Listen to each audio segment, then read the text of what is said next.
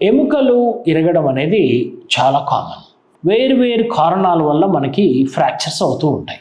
Most కామన్గా trauma అంటాం. Road traffic accidents, కింద పడ్డము, స్లిప్ అండ్ ఫాలు, పైనుంచి పడ్డము, ట్రైన్ యాక్సిడెంట్స్, బస్ యాక్సిడెంట్స్, ఈ విడివి కారణాల వల్ల మనకి ఫ్రాక్చర్ అవుతూ ఉంటుంది. లాంగ్ బోన్ ఫ్రాక్చర్స్ అంటాం. అంటే చెయ్యి కానీ, హ్యూమరస్ ఫ్రాక్చర్ కానీ, థై బోన్ కానీ, లెగ్ బోన్ కానీ, ఈ లాంగ్ బోన్ ఫ్రాక్చర్స్ అయ్యి పక్కకి జరిగితే అడల్ట్స్లో ట్రీట్మెంట్ చేయాల్సి వస్తుంది. ఎందుకు అంటే ఫ్రాక్చర్ అయ్యి పక్కకు జరిగితే దాన్ని కరెక్ట్ పొజిషన్లో పెట్టి దాన్ని ఫిక్స్ చేస్తాం. డిపెండ్ అపాన్ ఎక్కడ ఫ్రాక్చర్ అయింది, ఏమైంది అనేది సర్జన్ డిసైడ్ చేస్తారు.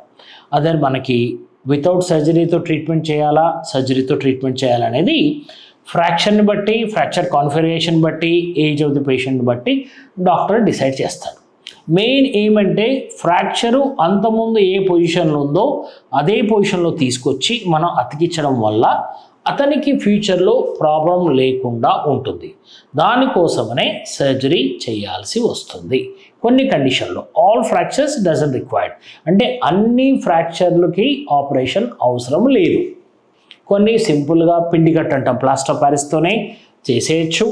కొన్నిటికి ఏం లేకుండా స్లింగ్ వల్ల చేయొచ్చు, కొంతమంది క్రీప్ బ్యాండేజ్ వల్ల చేయొచ్చు. కానీ పెద్ద బోన్స్ ఫ్రాక్చర్ అయ్యి పక్కకు జరిగితే మాత్రం సర్జరీ యూజువల్గా అవసరం పడుతుంది. 62 లక్షల మంది ప్రజల్లో మెడ్ప్లస్ బ్రాండ్ మెడిసిన్స్ కి మారడం వలన 915 కోట్ల రూపాయలు సేవ్ చేసుకున్నారు. అదే మెడిసిన్స్ అదే క్వాలిటీతో 50 to 80% డిస్కౌంట్లు.